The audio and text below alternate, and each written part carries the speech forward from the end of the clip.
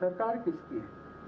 अरे जिसने टैक्स दिया है, जो टैक्स देता है, आज यदि मैं कहने को सब जानते हैं इसलिए कहना, उसमें कोई बुराई नहीं है।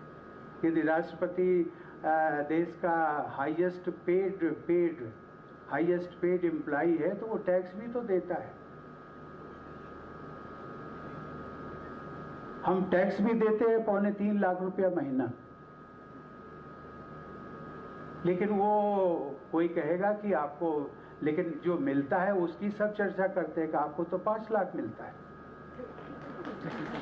कि उसमें से हर महीने 2.25 लाख निकल जाता है, बचा कितना? और जितना बचा उससे अधिक तो हमारे अधिकारी और उन सबको मिलता है कि जो टीचर्स बैठी हुई है ना, टीचर्स, उन सबको सबसे ज्यादा मिलता है।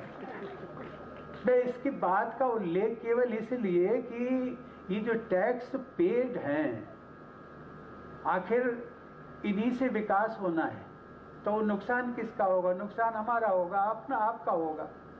कहीं न कहीं धैर्य दे करके, कहीं न कहीं आवेश में, ये मैं राजनीति की बात नहीं करता हूँ, संवैधानिक पद पर हूँ, लेकिन मेरा किसी राजनीतिक दल से संवैधानिक पद पाने के बाद लगाव नहीं। मेरे लिए हर, चाहे वो कांग्रेस हो, बीजेपी हो, जेडीयू हो, समाजवादी हो, बीएसपी हो, हर राजनीतिक दल के, और मुझे कभी कभी संतोष होता है कि शायद मेरे से जो दूसरे दलों के लोग हैं वो ज़्यादा आत्मीयता और प्यार करते हैं।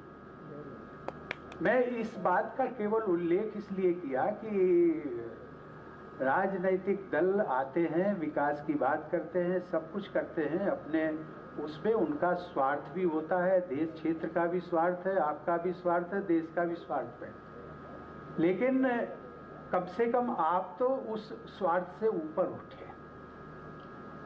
आप ऊपर उठेंगे, सोच समझ करके आप वोट करते हैं और ठीक से जो